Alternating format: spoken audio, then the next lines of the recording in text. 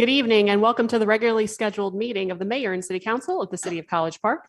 I'm Mayor Bianca Motley Broom. It is 7:30 p.m. We have a full quorum with council members Clay, Taylor, Allen, and Gay. So I'm calling the meeting to order. Our first item of business is a Pledge of Allegiance. I pledge allegiance to the flag of the United States of America and to the republic for which it stands, one nation, under God, indivisible, with liberty and justice for all. The next item on the agenda is the invocation. That'll be handled by Chaplain Walker this evening. I do want to add a quick point before he begins that since we last met, our former mayor, Jack Longino, has passed away. And I want everyone to take the opportunity, as Chaplain Walker gives us this invocation, to keep him and his family in your thoughts. And also want to let everyone know that we will be having a celebration of his life and memorial on Saturday at the GICC at 11 o'clock a.m. Chaplain Walker, the floor is yours. Thank you. Can you hear me? Yes. Yes, sir, we can. Let us pray. O Lord, our Lord, how excellent is your name and your inspiration to us to have courage in the time of life and death. We thank you for your being present as we shift from our Pledge of Allegiance to the flag to now focus on the spiritual aspect of our meeting. Be with us in this world in which we live and strive to incarnate divine love. We give a special prayer of thanks for our former mayor, Jack Longino, and his service to our community and for his family. We also give thanks for those officers and staff people in College Park who have lost loved ones this week. Let us be mindful of them. Let's also be mindful, O Lord, that these are truly times of trouble and mental anguish. There's a lot of physical suffering, emotional anxiety, and doubt.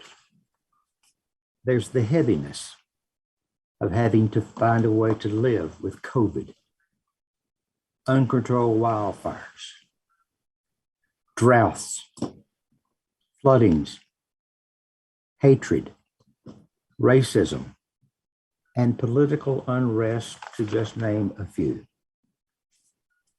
Help us tonight to be more aware of these conditions and our obligations to one another in light of all of our sufferings and attempts to cope and carry on.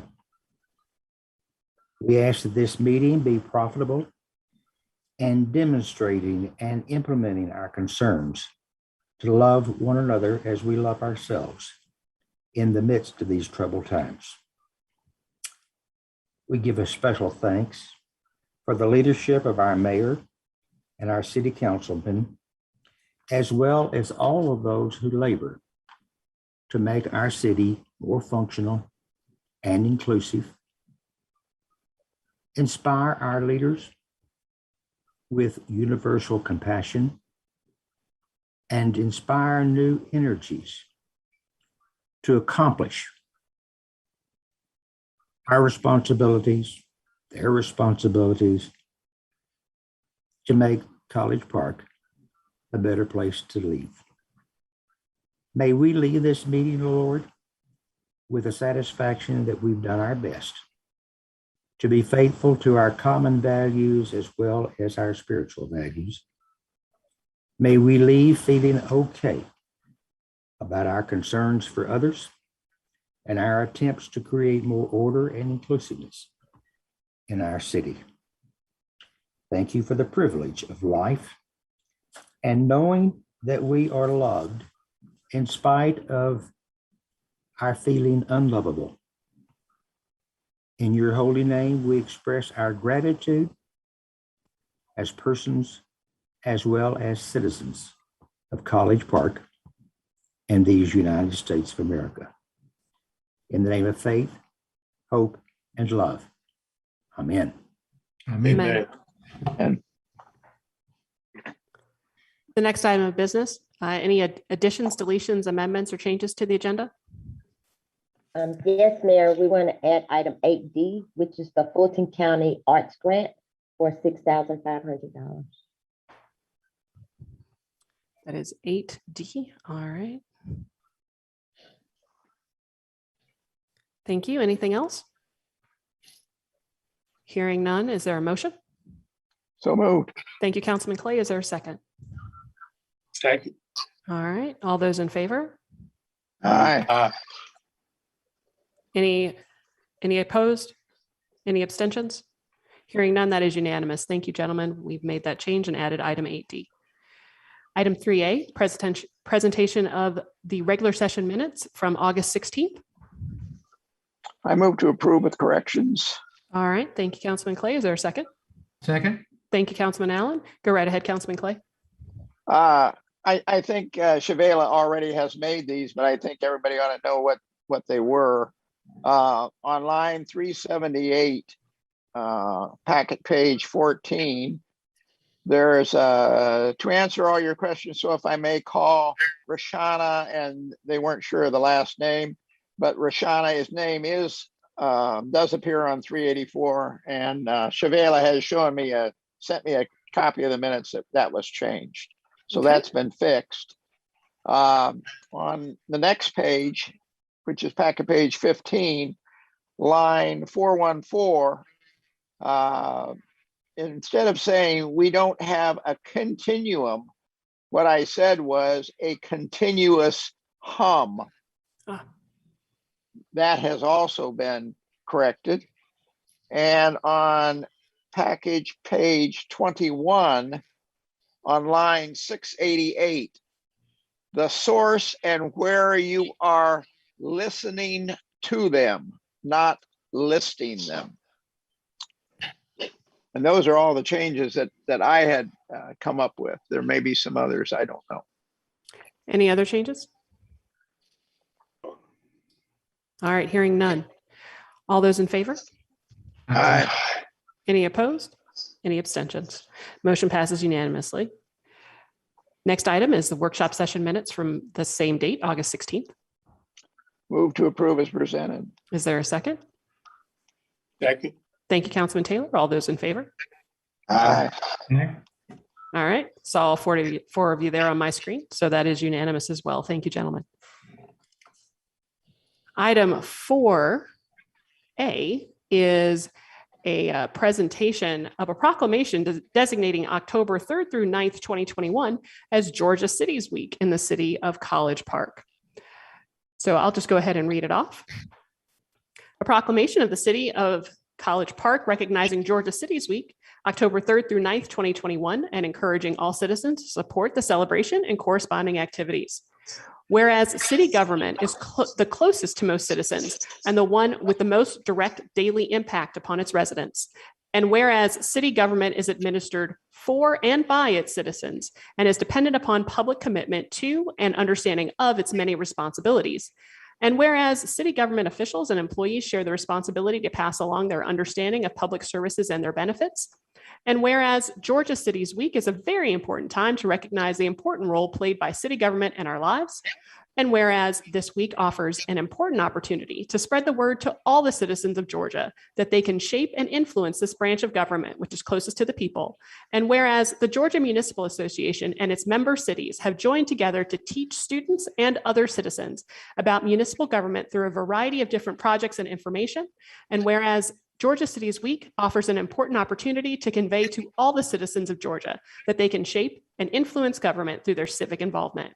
Now, therefore, be it proclaimed by the Mayor and Council of the City of College Park, Georgia, that the week of October 3rd through 9th, 2021 is hereby proclaimed Georgia Cities Week. Be it further proclaimed that the City of College Park encourages all citizens, city government officials, and employees to do everything possible to ensure that this week is recognized and celebrated. Proclaimed the 7th day of September, 2021. The Georgia Municipal Association and their work on behalf of the 537 cities in this great state is tireless. So anything that we can do to support their work and the work of cities throughout Georgia is something that we should always support. And we'll all look forward to celebrating Georgia Cities Week. We're moving on to item number 5, remarks of citizens. Ms. Moore. Good evening, Mayor and Council. I have a few email citizen remarks. I will go ahead and start my timer and get started. One moment. Okay, starting my timer, and the first comment reads. Kathleen McQueen, 1965 Lyle Avenue, College Park, Georgia, 30337, Ward 1. Good evening, Mayor and Council. I have 2 comments this evening. 1, I would like to commend the council on appropriately finding the businesses that did not adhere to the ordinances of the city. I truly believe in fairness and it should apply to all businesses. The majority of the businesses add to the growth and positive image to College Park. When a business has high-risk activities, they have no regard for our city and it causes the police to draw more focus on the problematic area. I only wish the council had a unified vote on the business violation decision because it shows the entire board agrees to protect the reputation of the city. Number 2, first and foremost, I send my continued prayers to the family, friends, and colleagues of the passing of former Mayor Jack Longino. May God's love and care keep you in this difficult time. I respectfully say during the great loss, often there are decisions that are made in haste. I'm asking the board to delay the decision of renaming City Hall. Please consider other options that will honor former Jack Longino. City Hall is bigger than one name. It is a symbol of the citizens' home. This is a decision that should be communicated to all the citizens of College Park, maybe in a town hall. Allow us to give suggestions on the best option for recognizing Jack Longino's contributions. It does not change honoring Jack. It only allows the citizens to have a voice. Mayor and Council, please consider hearing the voice of the citizens of College Park before making such a big decision. Thank you for your time, Kathleen B. McQueen. Okay. And the next comment is from Stanley Muhammad. And Mr. Muhammad had Ms. Bashir Muhammad and Mustafa Muhammad email their time to yield 3 minutes. So he gets 9 minutes total. Set my timer.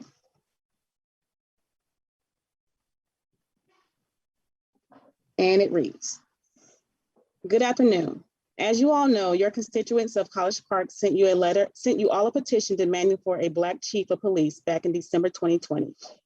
We demanded that you do not renew Mr. Williford's contract, the former chief of police of College Park. You all violated your oath and went contrary to the will of your constituents, and you all renewed Mr. Williford's contract. Despite of your constituents' displeasure with him, Mr. Williford didn't even qualify for a position of chief of police, but you all still renewed his contract. You all represent the will of your white constituents in Ward 1. Mr. Williford ran the police morale in the gutter, but you don't care as long as you are doing the will of white supremacy in Ward 1. Prior to you all renewing Mr. Williford's contract, the citizens particularly requested for Deputy Chief Charles McCrary to become new chief of police. You denied doing the will of your 85% Black constituents and renewed the contract of your unqualified white racist chief, Mr. Williford from Ward 1. After you all allowed Mr. Williford to retire, you all jumped over the Black deputy chief and hired another white racist from Ward 1, Mr. Kuznacki, to become the interim chief of police. Mr. Kuznacki got fired in the past from the City of College Park Police Department for being intoxicated. He committed disorderly conduct and got arrested by the Fulton County Police. You all violated the College Park policy by hiring Mr. Kuznacki with a known alcoholic history before requiring him to have drug and alcohol tests. You gave him $7,000 per month. Mr. Kuznacki, like his white neighbor from Ward 1, Mr. Williford, is running the police further in the gutter. We had a strong Black woman and a former high-ranking College Park police officer as a candidate for Chief of Police, Ms. Connie Rogers. However, the Executive House Negroes and white racists formed a kangaroo committee to vet and eliminate Ms. Connie Rogers from being eligible from being the Chief of Police. She will be a wonderful Chief of Police for the City of College Park. According to the Charter of College Park and the Georgia Constitution, the citizens are the master and the mayor, city council, and city manager are supposed to be the servants. I'm demanding that you make Ms. Connie Rogers our Chief of Police. These two white finalists are proof that there's a white shadow government that controls you all and not your true constituents. You all function like the proverbial dragon speaking through the proverbial frog. The proverbial dragon of Revelations chapter 12 resides in Ward 1. And the mayor, city council, and city manager are functioning like the proverbial frog. In the name of Allah God, I will righteously do all within my power to get the justice for my people here in the city of College Park and to help to remove you all from your seat of leadership. If you repent from your fraud and deceit, then Allah God and the people of God will accept you as their true servant, and God will use you to usher in the kingdom of God, which is a righteous and new way of governance. If not, your future will be like Pharaoh of ancient Egypt and Nebuchadnezzar of ancient Babylon. From then on, Jesus began to preach, repent of your sins and turn to God, for the kingdom of heaven is near. Matthew 4:7. Revelation 21:8. But as for the cowardly, the faithless, and the detestable, as for the murderers, the sexually immoral, sorcerers, idolaters, and all liars, their portion will be in the lake that burns with fire and sulfur, which is the second death. Revelation 11:15. Then the seventh angel sounded, and there were loud voices in heaven saying, the kingdoms of this world have become the kingdoms of our Lord and his Christ, and he shall reign forever and ever. Thank you for reading my email. May God continue to bless you all with the light of understanding. Respectfully, Stanley Muhammad. Ms. Moore, how much time does he have left? 1 second. He has 4 minutes and 44 seconds left. He indicated he wished to speak. Go ahead, Mr. Okay. Muhammad.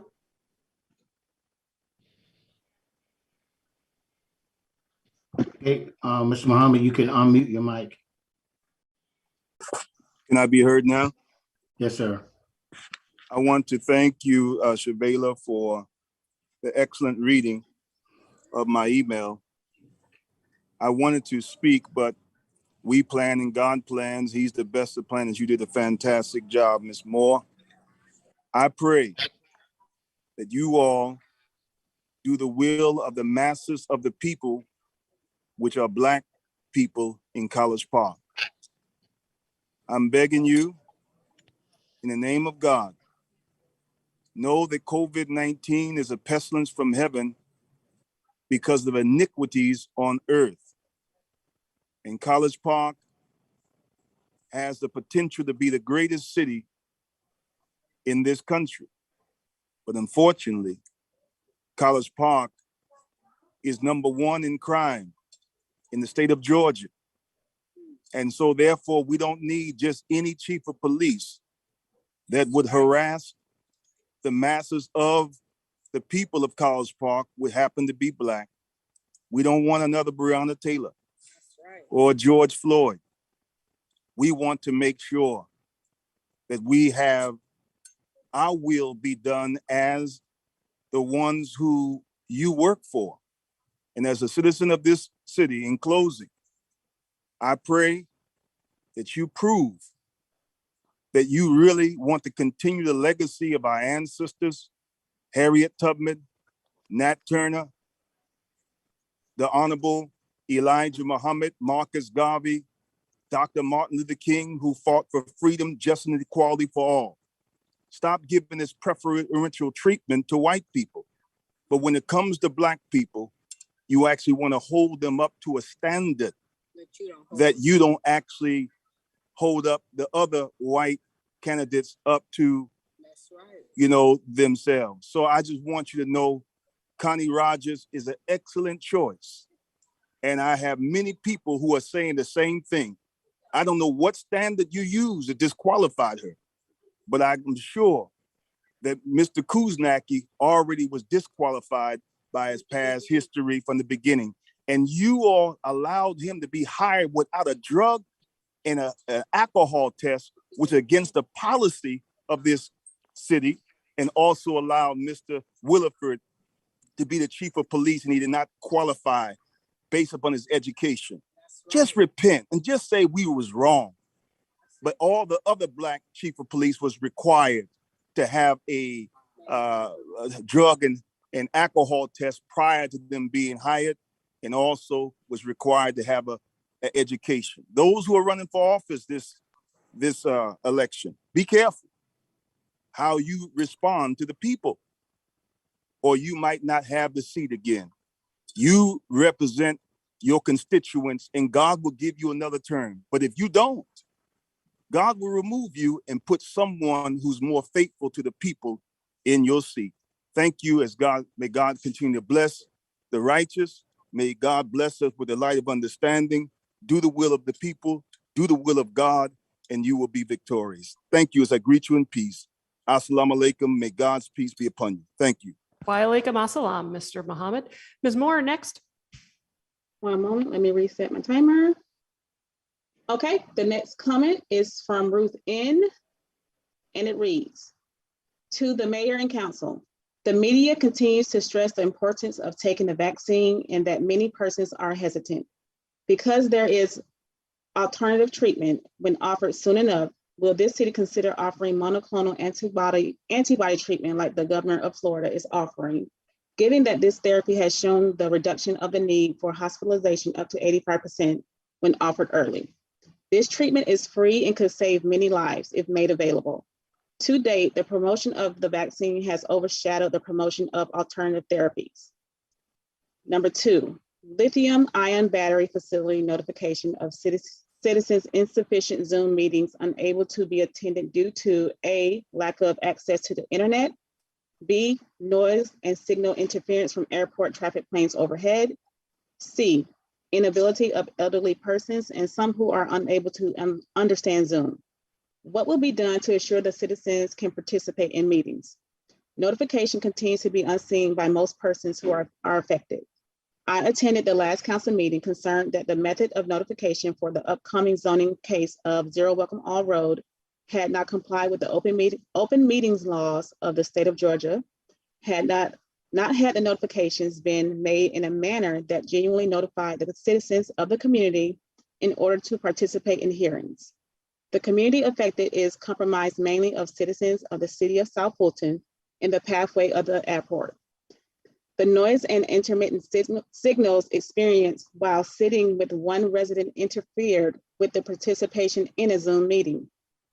The signage, which is placed in very inconspicuous places on the ground, in a curb, on a hill near the bridge of Welcome All Road, was placed one day after the citizen input hearing by Zoom at the Planning Commission. This sign still sits on the ground with grass and vines growing over some of the letters containing outdated information.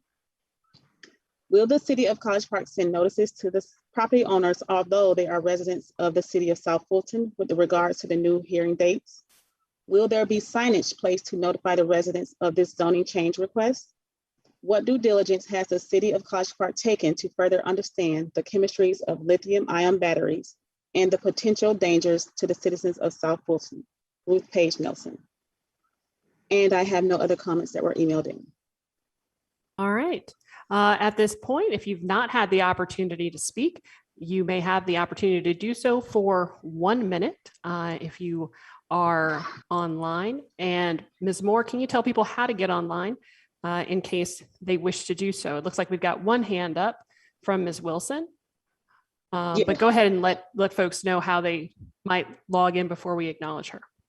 Yes, you can go to www.collegeparkga.com. On the home page, you can find the link to the meeting. It says tonight's council meeting. Click here. And in the middle of the page, there's a link for the Zoom information. Once you click the link and you access the meeting, you will need to raise your hand to be acknowledged. And once you're acknowledged, the mayor will recognize you. All right. So there is a raise hand button at the bottom of your screen. If you wish to speak for 1 minute, Audrey Wilson has raised her hand. Ms. Wilson, the floor is yours. Can you hear me all right? Yes, ma'am. Quickly, good evening. Assalamu alaikum, Mayor, Council, citizens of our wonderful city of College Park. Today it was with great joy that I watched the groundbreaking of the splash pad, and it caused me to reflect on the events that happened here in my neighborhood on Saturday, namely the after party of the College Park Day. I have witnessed this event for 22 years, and I have come to this conclusion. I think we should all embody and take on the mayor's byline, which is building the community we deserve. In today's event, Councilman Clay said that we're on a roll in College Park. Let's get on a roll to change what happens here in my neighborhood every Saturday before Labor Day. Councilman Allen said to see the joy of the kids. That's not happening on those weekends. And Councilman Gay said everybody touches this event. I believe we can do this as a city because it's not just my neighborhood. We are the community of College Park. I say we can do it because we're humans, we're neighbors, and we are College Park. Thank you. Thank you. Does anyone else wish to speak? Go ahead and click the raise hand button now.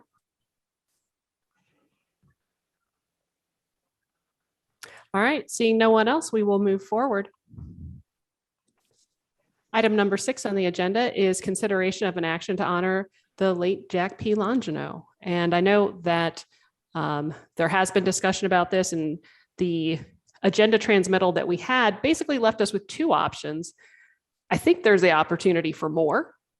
And I think that we have the opportunity to get wider community input on this as well. But I'm certainly happy to hear what council is thinking about this and see where everyone is.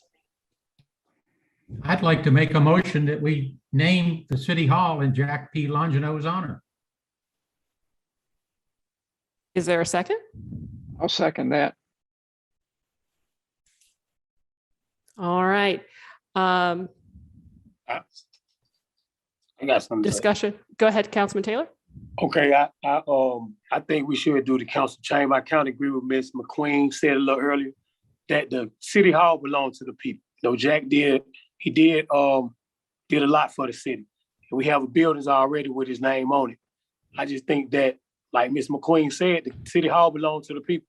That's the people's house, you know. If we're gonna do anything, I can support doing the council chamber because he did spend a lot of time in the chamber. I can support that, but not the city hall. Any other comments? I'd like to make a comment. Yes, sir. So I was called by the late mayor earlier about this action item, asking each council member to name the city hall after him. And I was not willing to do it because I had pleaded for 6 years to support a community center, with which I never got support. So I wasn't going to give my vote in favor of it. But due to his untimely death, or anybody's death, I feel like, you know, bygones be bygones, and a person has passed the bar when they die. So that being said, I would like to be the bigger person and publicly offer my support for naming the city hall after the late Jack Longino. I would add a couple of things. One, Mayor Longino does have a building named after him directly behind the police station. So this would be 2 buildings in essentially the span of 1 block. And I do agree with Councilman Taylor on this, in that City Hall is bigger than any one individual. It is the seat of our city government. And if you look in Washington, D.C., the U.S. Capitol is not named after any one individual. The White House is not named after any individual.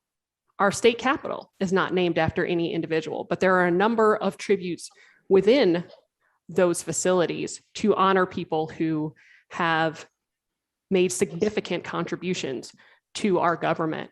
And considering his time spent in presiding over council chambers, I think naming council chambers after him is a fitting tribute. And I also think that this isn't necessarily something that we need to rush, and give citizens an opportunity to weigh in on this, because even in transmitting this agenda, we have some people who might want to weigh in on this and give people time to do so. But there has been a motion, there has been a second, and is there any other comment? Seeing none, calling for a vote. All those in favor? Aye. Aye. Those opposed? I oppose. All right, the motion passes. Item 6B is discussion and update on top 10 delinquent property taxpayers.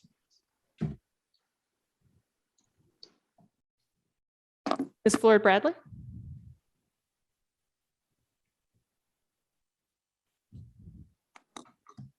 Do you? Yes, good evening, Mayor and Council.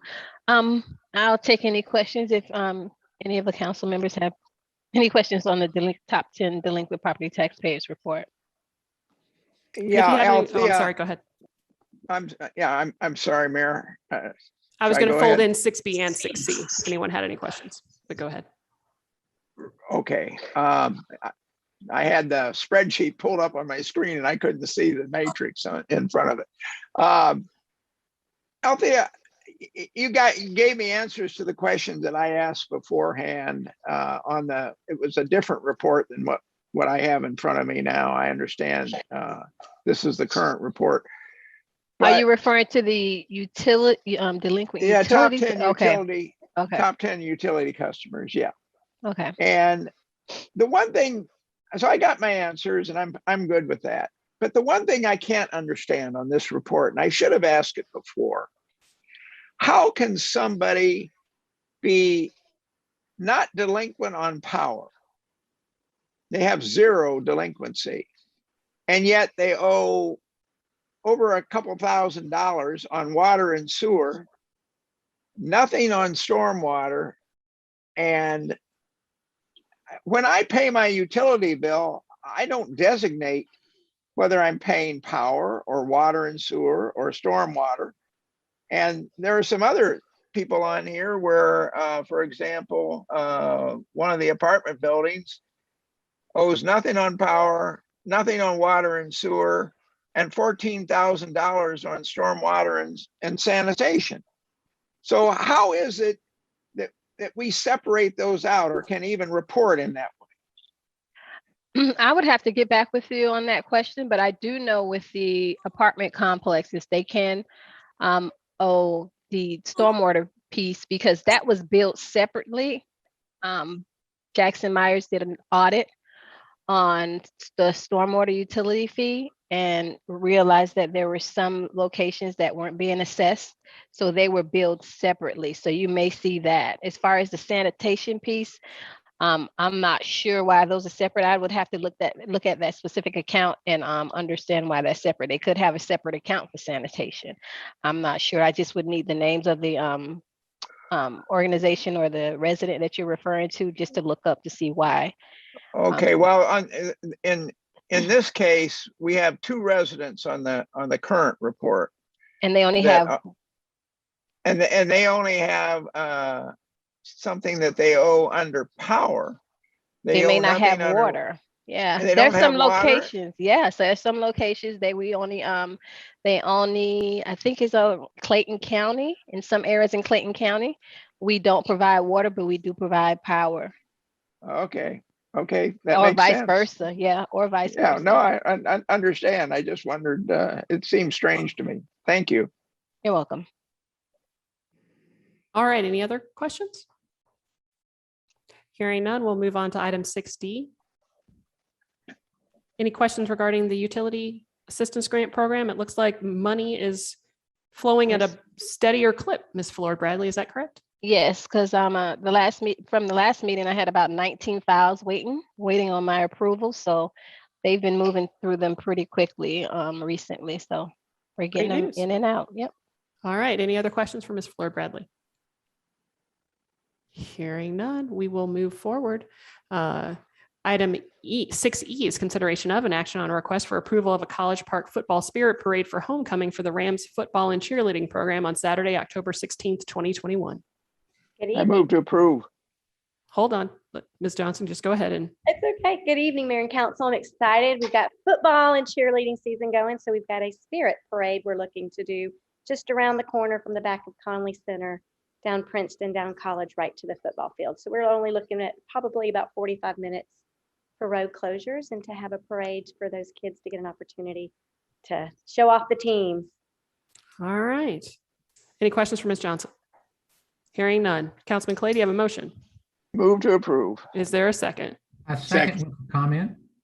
Thank you, Councilman Allen. Heard you first. Go ahead. Go right ahead.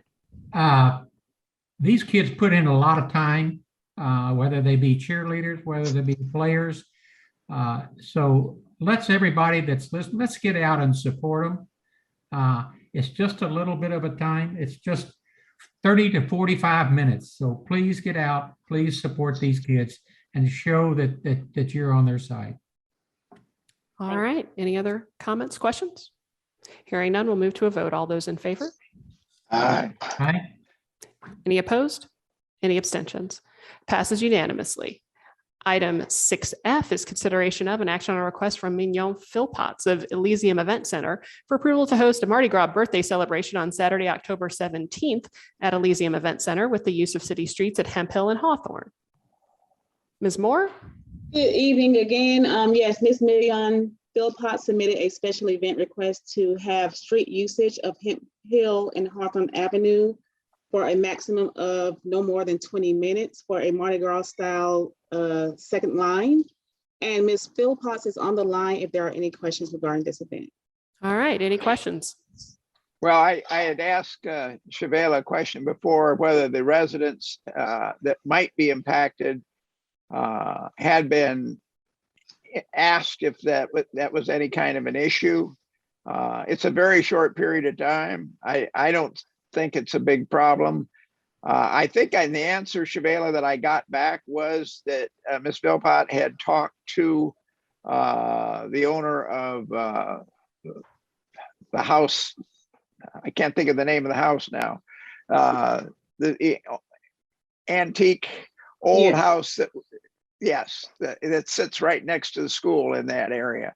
And there was no problem with them. Is that correct? Correct. And the school will also be closed during that time as well. So there's no issue with that traffic either. Okay, so it doesn't sound like it's a big deal because no one's going to be trapped in there. They can get out a different way. So I have no problem with it. I have a question. On page 76, you indicate that the starting time is going to be 7 and the ending time is going to be 7:30. So is it 7 to 7:30 or is it 7 to 11 like it appears on the screen? The parade will be from about 7 to 7:30. The actual event is from 7 to 11. Okay. So the second line is only 30 minutes max, basically. Yeah, that was, in fact, Ken, that was my first reaction. You know, gosh, it's a long period of time. But then I realized it was a lot shorter than that. All right. Any other questions? Hearing none. Is there a motion? So moved. Is there a second? Second. Thank you, Councilman Taylor. All those in favor? All right. Aye. Thank you. Heard all 4 of you. That is unanimous.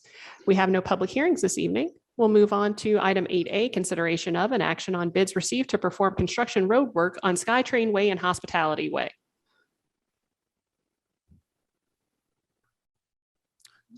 Ms. Echevarria, Good evening, Madam Mayor and council members. good evening. My ask today is for us to approve the lowest bidder, Muller's Brother Paving, in the amount of $219,500 to complete SkyTrain Way and Hospitality Way. And this is a budgeted item. Any Yes. questions for Ms. Echevarria? I move to Aye. approve. Okay, and I'll second that. And I did have a question for it, Okay. but it got answered. Okay. And I'm good with it. I'm glad to see us finishing that off. All right. Any other questions or comments? Councilman Allen made the motion. Councilman Clay seconded. All those in favor? Aye.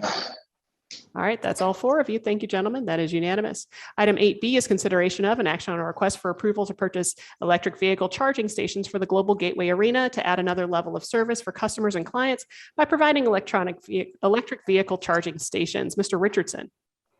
Good evening, Mayor and Council, and I'm proposing to add some more charging stations. And of course, the most obvious location will be our convention center or the Global Gateway Arena. And we'll start with the arena. These are two dual stations like we have in the public safety parking lot. And we should be able to get these installed probably before the end of October. All right, this is also a budgeted item. Any questions for Mr. Richardson? Are two going to be enough? No, I suggest we look at adding more into the future. Typically, they say 2% of your parking. In that case, that number would be 40. I don't know if we need 40 at the convention center, but I would think maybe at least 3 or 4 for each slot over the next few years, and just kind of phase them in. All right. And initially we're planning that we're not charging for that. Is that correct? Yeah, well, I'm looking closely at that. Most cities and utilities aren't charging. It depends. But I think as we add more and more, we're going to have to. Yeah, I can see that downtown. We're trying to draw people to downtown, and hoping people will stop by and get a charge and maybe visit one of our restaurants and so forth. The people that are going to the arena and the people that are going to the convention center are going there whether we have a charger there or not. And I would think that at some point, if we were put in a large number, I know you said 40 is obviously way too many, but if we put in a larger number there, I think we need to start considering whether we want to charge for those facilities.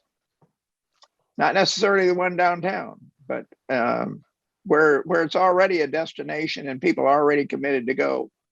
I'm just thinking of the possibility. So I'll move to approve it. Okay, is there a second? Second. Thank you, Councilman Gay. Any other questions, comments?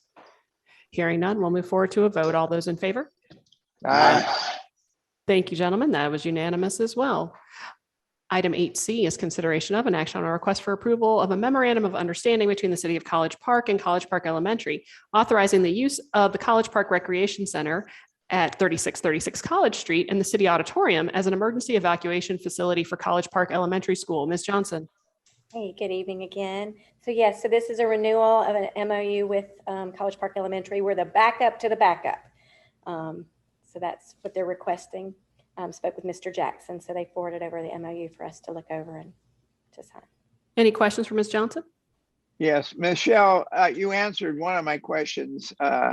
It was with, but I'm not sure you answered the question you thought you were answering. Okay. Not only do we need indemnification for any damage that is done on the site, but we also need in that contract indemnification if somebody gets injured on the site. And I didn't see that in there. It is not. Danielle brought up that to both Mercedes and I attention. And so whatever she would recommend is what we would send over for, addendum to the contract. Well, I'm certainly willing to move to approve it, but I make my motion with stipulation that indemnification both for people damaging the facility as well as injury claims against us for someone that gets injured in the facility. So I make that motion. Is there a second? Second. Thank you, Councilman Taylor. Any other questions, comments? I have one question, Ms. Johnson. What type of emergencies could there be? So bomb threats is what I asked that specific question too. Whatever would be an emergency to evacuate the facility. The first area would be to College Park, McLaren High School's gym would be their first evacuation site. So, whatever that would be to get them out of the building. Any other questions? Hearing none, we'll move to a vote. All those in favor? Aye. Aye.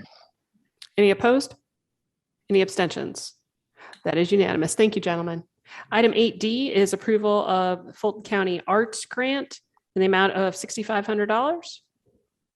Yes, so we received notification that we've got a grant from Fulton County Arts, so for $6,500. So we're looking for a recommendation to approve. And there is Good work. Yeah, no match. Well, we were hoping for lots, but they shared the Hey, wealth. every bit helps. That's right. Is there a motion? Move to accept? Yes, sure. Okay. All right. Is there a second? Second. Thank you, Councilman Taylor. Any questions, comments? All those in favor? Aye. Any opposed? Any abstentions? All right, that passes unanimously. Thank you.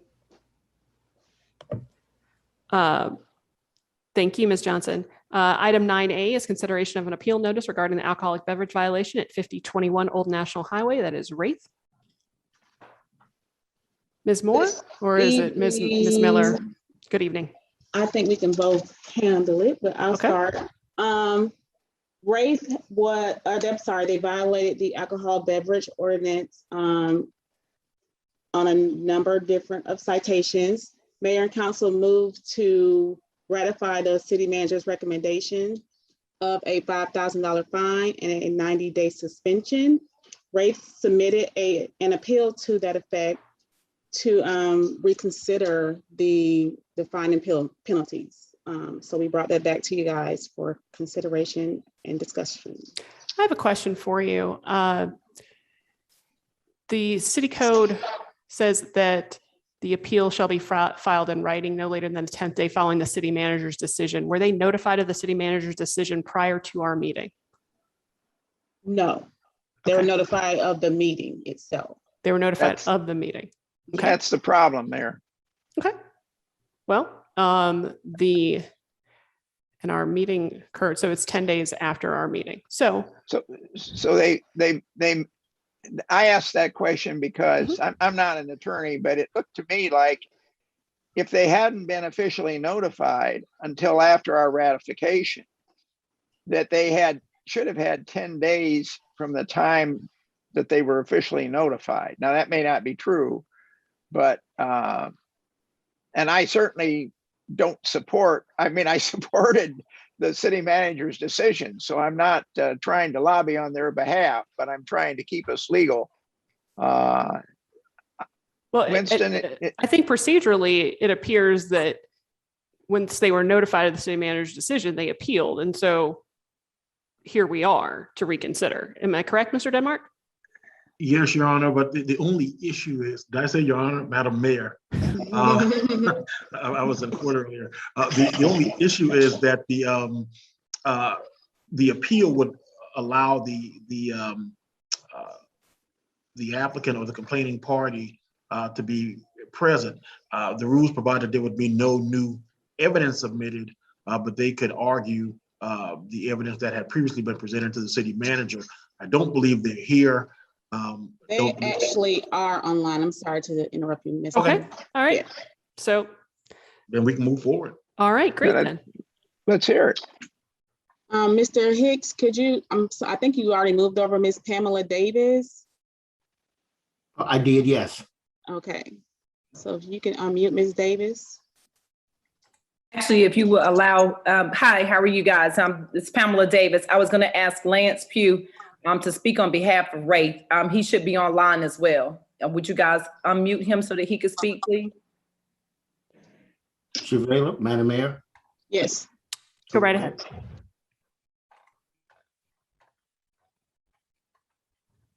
Okay.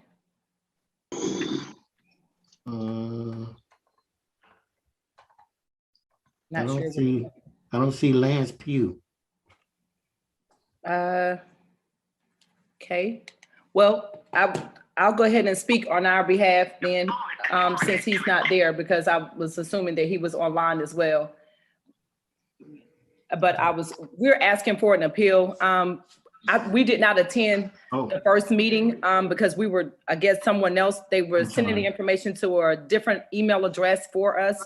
However, we filed the appeal and asking for a reconsideration of a reduced fine and a consideration of a My review. apology, council. Can everyone hear me? I am here. I guess my mic was just unmuted. But I am here and present. I am Okay, I'll Lance let Pugh. Lance speak then. Hey, Mr. Pugh, go right ahead. Yes, ma'am. So like Ms. Davis was reiterating to you guys, we got these citations, and once we were notified of them, we started to make corrective actions. Well, we have basically remodeled our whole business model. We're changing staff from management all the way down to security. We're revamping our menus as well, and just trying to go for a new a better look. And so we are putting in corrective actions so we don't have those same infractions keep happening again. And I would just love for the council's consideration with that. Any questions? And I would like to add, we also have as established an agreement with the City of College Park Police as well, just to add additional help with security. But like I said, we're definitely changing our target demographic and audience. And so we're, basically wanting to revamp the whole business as well. And we just will ask for an appeal on the suspension because it was a previous staff that had warranted these suspensions, and we are revamping with a whole new staff in a whole new direction. Mr. Pugh, when did the new staff take place, or when did they take over? So it wasn't a one-day transition. It was something that I kind of had to meticulously go throughout. It started with our general manager, and then it went to two of the other managers as well, and then it moved on to the promoters. We just recently had a passing in one of our business partners, and so it was actually me and him who were facilitating this transition. And so it's not a set date that it started, but we've been doing this over the past 4 months. I think in the last 4 months you advertised a cucumber contest. What is that? We didn't have a real cucumber contest. What is a cucumber contest? In all honesty, ma'am, I'm not sure what a cucumber contest is. Wait and a minute, that is Mr. part of the Pugh, main. you're advertising contests that you don't even know what they are? And that's why I'm moving on from the staff that we had, because we had people that was in head of the promotional side of our business, and I didn't like the direction that we were going. And so that's why we were making those changes. I was trying to just make those changes as wisely as possible without jeopardizing the whole business. But in turn, that was not beneficial or a good method a route to go, because we still incur these infractions. But those are the main reasons why I wanted to change staff. I did not like how we're being represented. I wouldn't attend a cucumber contest. I wouldn't attend. What is it? I don't know. It's not. I would like to go somewhere where I can enjoy myself, have good food, a relaxed environment, and enjoy and have a good time. We're not looking to promote any contest. I can guarantee you that there will be no type of contest promoted moving forward with us, because that is not the lane. Like I said, I had previous partners and members of the team that had other priorities, and that's why I moved on from them. I apologize to the whole city of College Park just for how long that is taking and for the action that has transpired with it. But I can surely let you know that this is not a direction that we're going in moving forward. We're trying to do something completely different. Any questions for Ms. Davis or Mr. Pugh?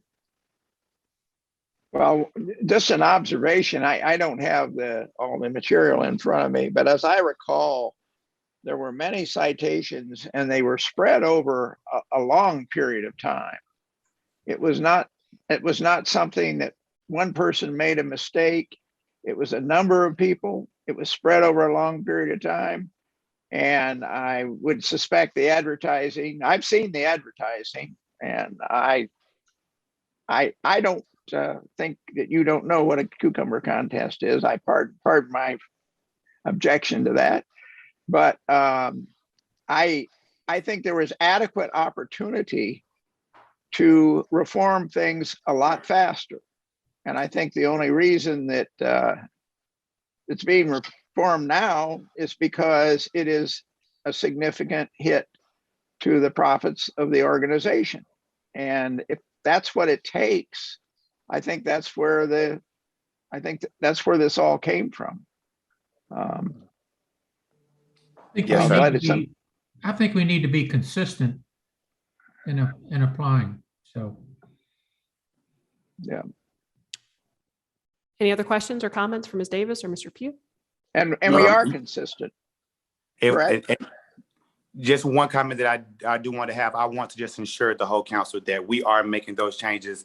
Like I said, I just had a lot of uphill battles that we had to fight against without jeopardizing the business. So it didn't close completely. But even if we are mandated to the suspension, I can assure you guys moving forward that the business is going to be operated and handled in a completely different manner. And you will be able to significantly see the difference in what we will be doing moving forward. Thank you, sir. Any other questions for Mr. Davis or Ms. Pugh? I don't have any question, but I say, like I said the last time with the other one and with them, I feel like they need to pay the fine, but I just think we should do half for the suspension time, because I think the other place already closed down since we did. I'm not really sure, but it didn't look open the last time I was there. Well, it wasn't the decision on the other place the same as this decision? It was. Yes, both of them was the same. Yeah, so we're being consistent with that.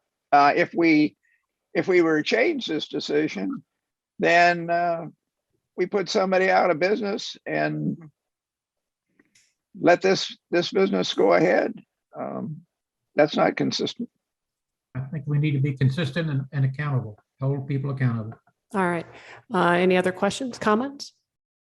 Hearing none. Mr. Denmark, are you satisfied that from a procedural perspective, we have satisfied the appeal process? Yes, Madam Mayor, I think that what we did tonight was fully consistent with their due process rights. Thank you, sir. Is there a motion at this time? What would be the motion? To reaffirm? If there is such a motion, then Or, I go ahead mean, and make it. Do we deny their appeal or accept their appeal? What is Or What- Winston, give us some guidance. What I was going to say is a motion would be appropriate to deny their appeal. Okay, so move. Is there a second? a second? All right. Any questions, comments? All those in favor? Aye. Aye. I oppose. Okay. Oppose. All right. Thank you. We are split. I would vote in favor of denying the appeal. So the suspension and the fine stand. Item 9B is consideration of an action on a homestead tax exemption for seniors. I'm going to refer this over to our city attorney, Mr. Denmark. Yeah, good evening, Mayor and Council. This is two pieces of information are before you. One is a resolution that would the city of College Park would essentially be requesting that the local legislation, the delegation of both Fulton and Clayton counties proposed legislation to the Georgia General Assembly that would create a homestead exemption for individuals over a certain age or who are disabled that would, so long as they don't exceed the amount that they would receive in Social Security benefits. This is something that the mayor and council have voted on previously to do this. So the purpose of this evening would be to approve the resolution and also the proposed draft legislation that we would submit to the local delegation and ask both delegations, Clayton and Fulton, to sponsor this legislation at the very next session of the Georgia General Assembly, which starts in January 2022. Any questions for Mr. Denmark? I had a lot of questions, Mayor. Okay. I think I know what we want to do. We want to help those people who are retired, who are just making it, and living on Social Security typically is just making it. My problem I have is I don't know how we codify this. What they would get on Social Security. what you get on Social Security is dependent on a lot of factors. It depends on how long you were under Social Security when you were working. If you were working under railroad retirement, for example, or you were working maybe from the state, you wouldn't have been paying into Social Security. So you don't get that benefit. Depending on at what age you file for Social Security. The longer you wait, if you wait beyond 65, or I think it's higher now even, you get more money. If your spouse waits longer to get it, then she may get more than half of your amount.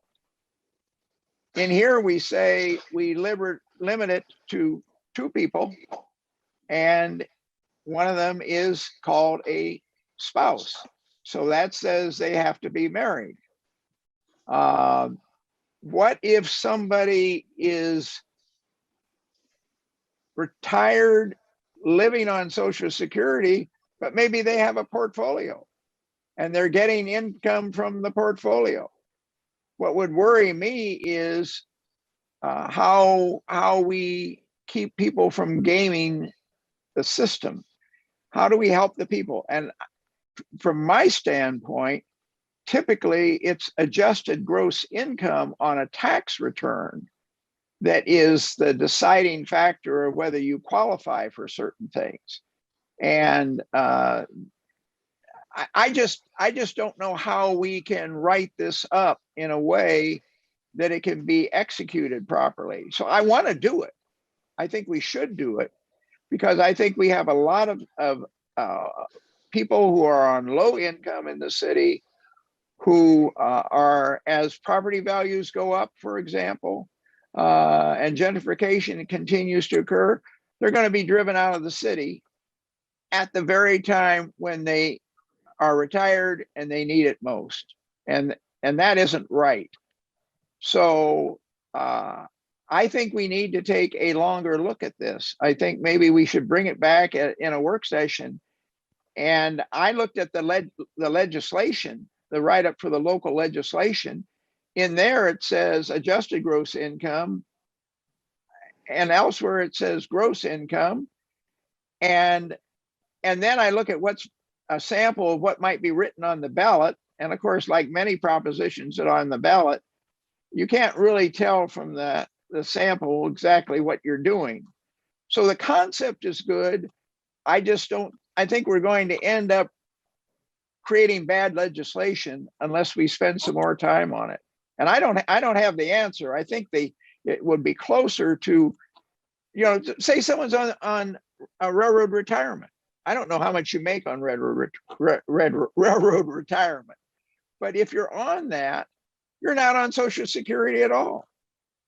So are we going to say, well, tough luck if you were on railroad retirement, because you're not entitled to you're entitled to 0 under Social Security. So I see a lot of legal issues and legislative codification issues with this. And I think we need to spend more time on it. Councilman Gay? Yes, ma'am. I have a couple comments, but I have a question first. Attorney, the Social Security piece was not added in my original motion. Can you explain why that now is part of this? I thought it was, but okay. So this motion is went from what was very simple to something technical. Well, first of all, Councilman Clay, Social Security is not part of this motion. It was simply to exempt citizens citywide who are fully exempt from the Fulton County through Homestead exemption, which we. I remember, Councilman Gay, I remember your motion. So what I'm saying is Social Security is not part of this conversation. It needs to be taken out of the conversation. All that I was told was that we didn't have the authority under the home rule to change our tax, and that it had to go to the local legislation as a legislative priority. What the attorney and I talked about was simply give it to our lobbyists who we pay. it's not for us to determine how to write it. This is what we pay them for. They're the ones that introduce our local legislation. I thought it was that simple. I think it's a little bit more complicated than that, and that we want to make sure that we get the right thing. And I think that, Well, I understand that. My thing is, hold on one second. Let me finish. I think everyone was behind the concept. I would agree with Councilman Clay that we're not quite there yet. And if it's mentioning Social Security, we didn't talk about Social Security, then we need to make sure that it's proper so that we don't have problems on the legislative level, and our representatives can take the ball and run with it. Because it's local legislation, we're not going to, I don't think there's going to be a whole bunch of kicking and screaming under the gold dome about it, but we want to make sure that it's right on our level before we give it to them. I'd rather do it slow and get it right. Don't get me wrong. I'm as patient as Job. However, and I'm not as articulate as some of you are, but I don't think Social Security, codifying Social Security on how to determine the exemption is part of this motion. Winston, can you please clarify that? Councilman, the only thing I can imagine is that this mirrors the Fulton County exemption.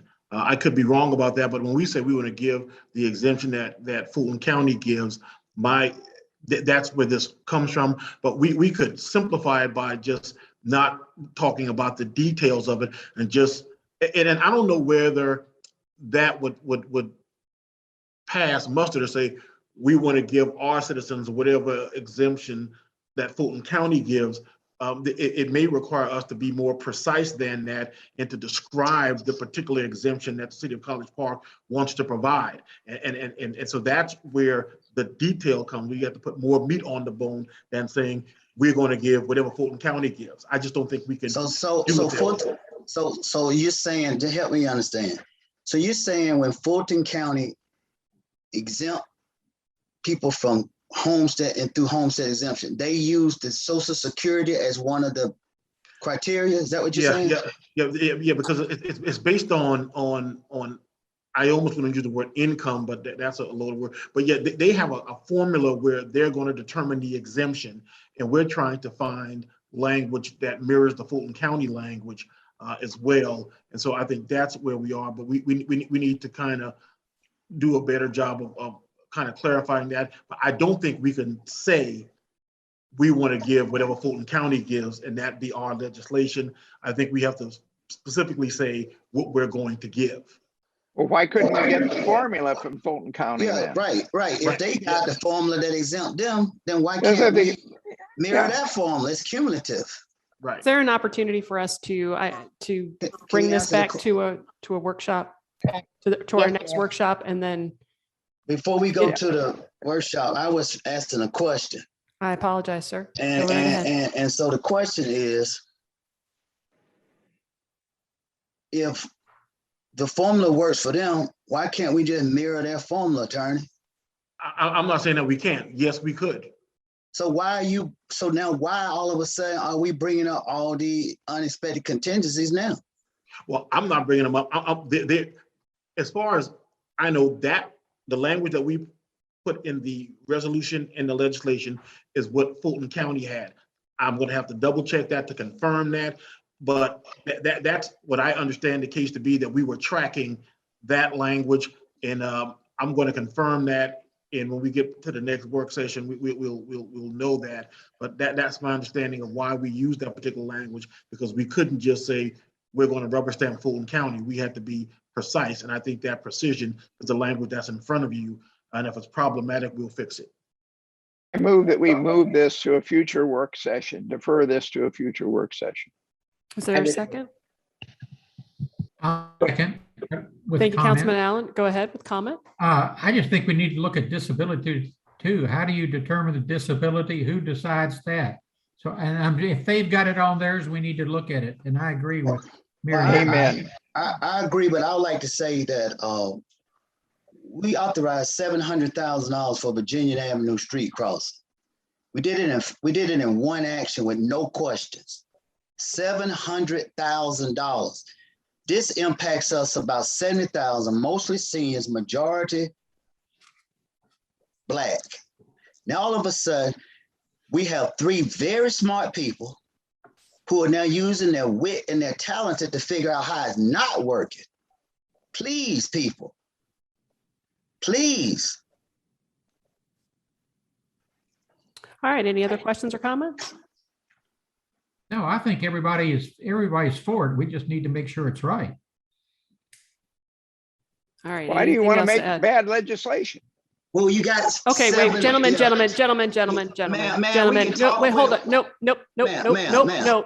Councilman can't Gay, tell us we're not not, to we're, talk. we're not gonna go back and forth with each other. Wait, like wait a that. minute. We're Councilman Clay no. can talk for hours. Now all of a sudden you got a Councilman problem with Gay, talking. Councilman Mute Gay. me. We're gonna keep talking. Councilman Mute me. Gay, I have Councilman a Gay. question. I have a question. We're not gonna go Why back is and it- forth with why- each other, and Councilman Clay's question was inappropriate as well. We're not going back and forth with each other. We're here to discuss the legislation. We're There is talking a about the motion on legislation. We're but it's still not talking gonna be- legislation. It's not going to be personal, sir. So some can, It's wait a not minute. going to be personal. Do you have anything to add about the legislation? Yeah, you interrupted me before I could talk. You let Do this you have man any other talk comments sometimes. about the legislation? I do. Go right Before ahead. You interrupted me. We have Go right six- ahead, sir. Say it. We have 6 or 7 lobbyists who are all attorneys. This is all they do. Why don't we and we're paying them in excess of $100,000. Okay. Why can't they help us with the language? Why we got to spend our time figuring out the language that they need to be presenting under their legislative priorities? Any other questions or comments? I think that may be an excellent idea, Mayor. Okay. But when we go to approve it, we need to know what we're approving. And when the lobbyists figure it out with their correct language, then we've got something to approve. Any other questions? Any other comments? Hearing none, we'll move to a vote. And this vote is to move this to a future workshop session. All those in favor? Aye. Aye. All those opposed? Any abstentions? Abstention. Councilman Taylor, what is your vote? I vote move it to the work session. Okay, thank you, sir. All right, so that's 3 in favor and 1 abstention. That motion passes. Next item on the agenda, I believe, is the city. Oh, that's right. There's one more. Consideration of an action on a request for approval of the installation of an art structure on Main Street and in the future, other areas within the Main Street program area. Ms. Coakley. Okay. Oh, I'm sorry, Mr. Jones. I apologize. No problem. On behalf of Renee Coakley, who's on vacation, I'm coming before you this evening to request authorization from Mayor and Council to place a sculpture at the corner of John Wesley and Main Street across from the MARTA station. We're only asking for placement of this one structure at this time and not future items, just one structure, because we want to make sure and have authorization from Mayor and Council before placing any additional art.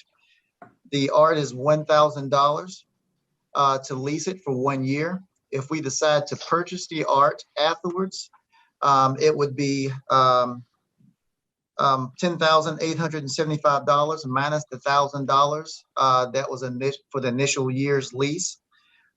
This is no cost to the city of College Park. It would be paid for through the College Park Main Street Association. And the sculpture is in your package. You see a picture of the sculpture. There were several different artists provided us a number of different types of sculptures to choose from, and the sculpture that you are looking at is the one that the Main Street Board chose for their first sculpture. I'm here to address any questions that you might have. Any questions for Mr. Jones? Hearing none, is there a motion? I move to approve this installation of sculpture in the location that was provided, period. Is there a second? I'll second. Thank you, Councilman Allen. All those in favor? Aye. Aye. I believe that was unanimous. Thank you, gentlemen. Thank you. City Attorney's report. Nothing this evening, Madam Mayor. City Manager's report. Nothing this evening, thank you.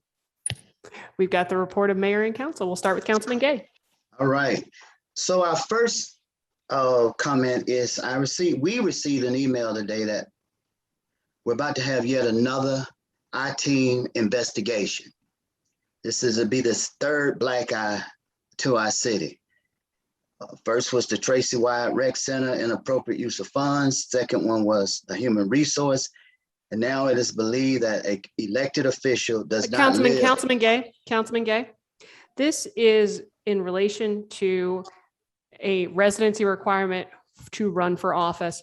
I would ask you to refrain from any election-related comments, as we are here by election, but we are not here to talk about it. Please move on. So the Fox 5 I-team will.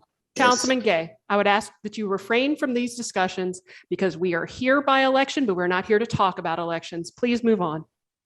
I don't know what you're saying. You saying I can't say certain things? We are here by election. We are not here to discuss elections. I would ask that your comments be germane to the things that we are here to work on. So you say we can't discuss the email that we have a Fox 5 investigation that comes on tonight at 10 o'clock? This isn't an IT related item, Councilman Gay. You brought it up as being an issue similar to other IT issues that we've had. This has nothing to do with IT. Wait, I'm confused. It's an election issue, as the mayor said. This is an election issue. Is this report of mayor and council, or is this an action item? This is an election related issue. I have asked previously that we refrain from election related discussions here. We are here to do the work of the citizens of College Park. Please move forward. Well, the second thing is that I would like to thank those who attended the Splash Pad event. It was a great day. The citizens are certainly appreciative of it. I'd like to thank Fulton County Community Development Block Grant, as well as Chairman Rob Pitts. It was the tenacity and the persistence of his office that I believe why it got approved.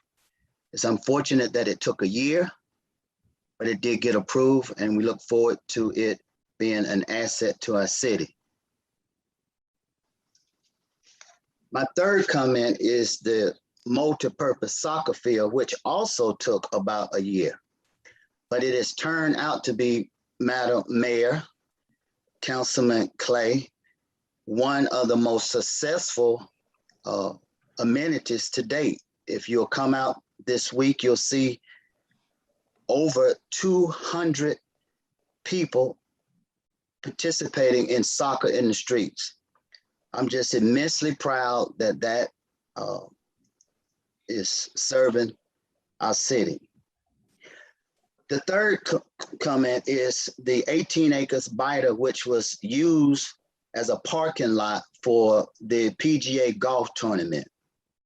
I'm very disappointed. I'm extremely disappointed that BITA, Artie Jones, and the mayor and Eleanor Cornelius on BITA would not oppose turning the front door of our ward into a parking lot. I got numerous phone calls actually, as well as I got complaints that they were not even spending money at the merchants across the street. So I ask you, I admonish you that please don't take our ward as a place to park cars. And then you bucked and fought us from having a concert, saying that logistically it could not work. But then you had 3 days of people using our city to park their vehicles while they go to another city and enjoy their green space. My next comment is about the police chief. So under 6 years, I worked under 4 police chiefs. And I'll tell you that their race is not what the citizens, at least that I talk to, are concerned about. They're concerned about being safe. And that is what they're mandated to do. So I hope that that process brings the best candidate regardless of their race, gender, ethnicity. And my final comment this evening is about code enforcement.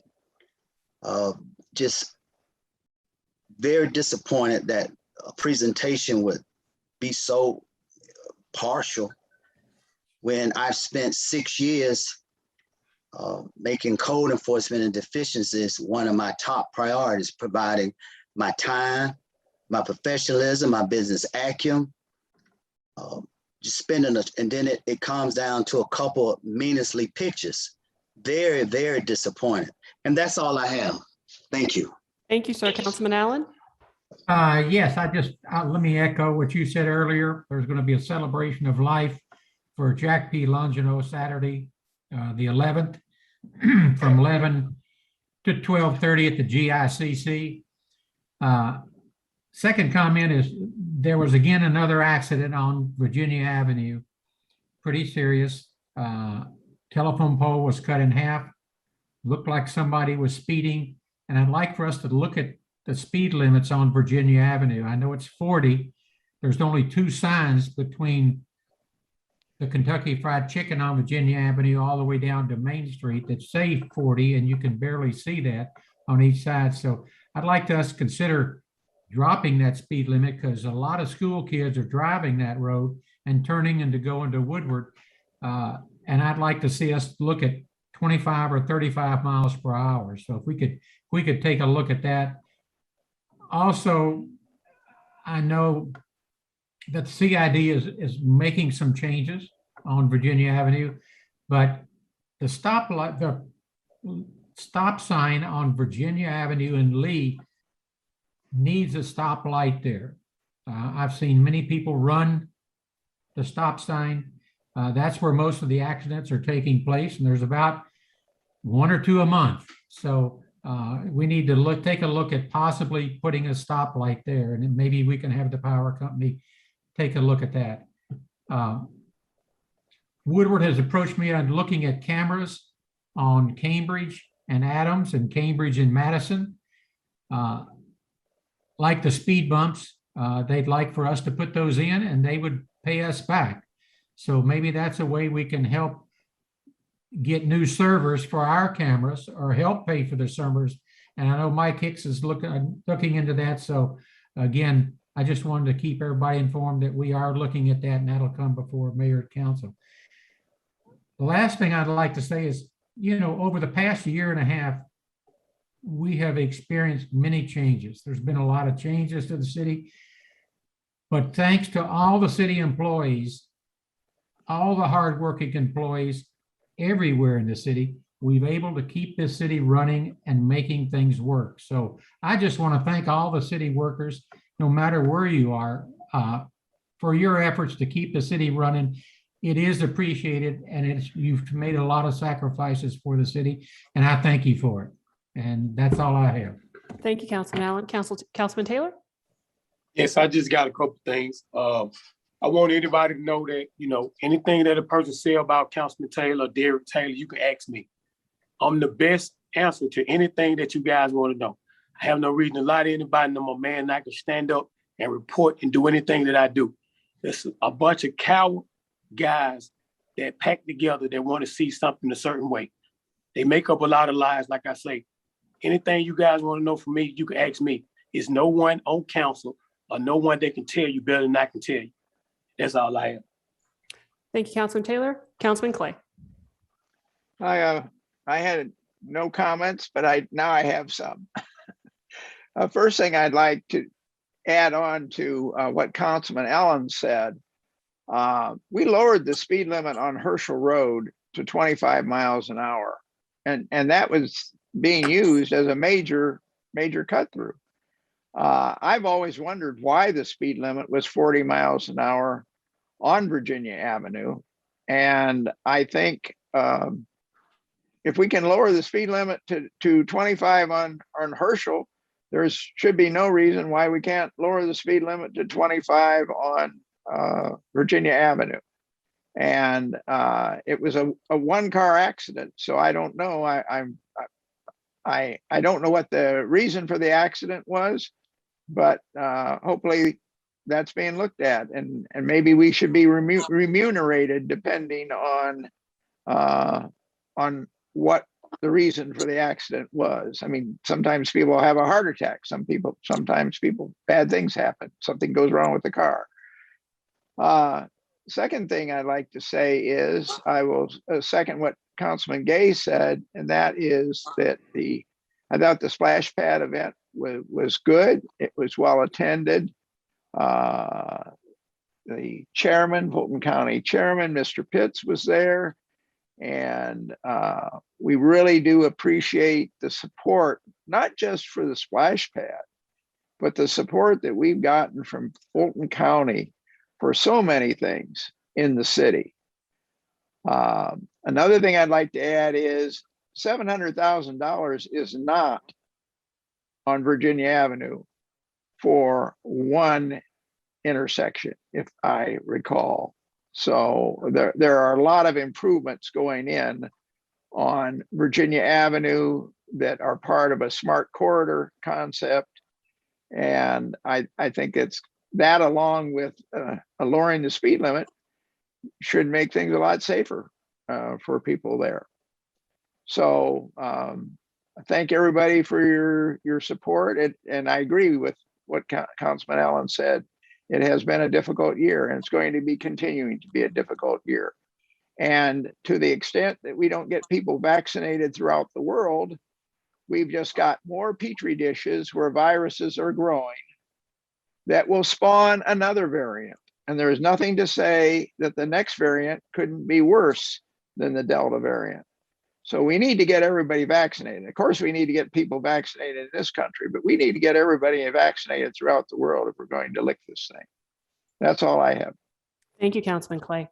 I wanted to add on to Councilman Allen's comments in regard to, there was another accident on Rugby this weekend that a resident reached out to me about. A car actually flipped over, and I don't know the circumstances of that one as well, but there was at least some communication from that resident and others about seeing what we could do to increase traffic control signals on Rugby, whether that be stop signs or what have you, because of some of the concerns that folks have about people going down Rugby.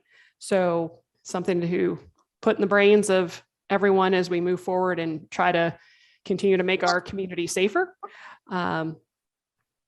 Again, we will all be convening on Saturday to celebrate the life of former Mayor Longino, and we would encourage everyone to come out at 11 at the GICC. Masks will be mandatory as we want to celebrate him, but also stay safe as well. And we will be having social distancing in effect, and that's why we're doing it at the GICC. So everyone can come and gather and remember him for all of his many contributions to our community. And again, I would reiterate the splash pad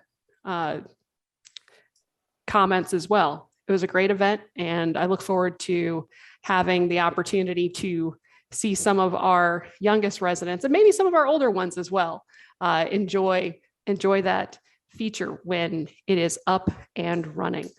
As always, we always appreciate your support. We appreciate your participation, and all of you make this a much better place to be. So keep on coming with all of it, because we are here to serve you.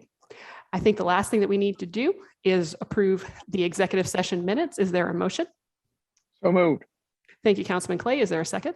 Second. Thank you, Councilman Allen. All those in favor? Aye. Okay, that is 3. Councilman Gay, what is your vote? Let the record reflect Councilman Gay has stepped away. Of those council members present, 3 are in favor. That is unanimous. I believe that's all we have for this evening. So at 8:59, we are adjourned. Take care, everybody. We'll see you in 2 weeks. Good evening, all. Evening. Good night.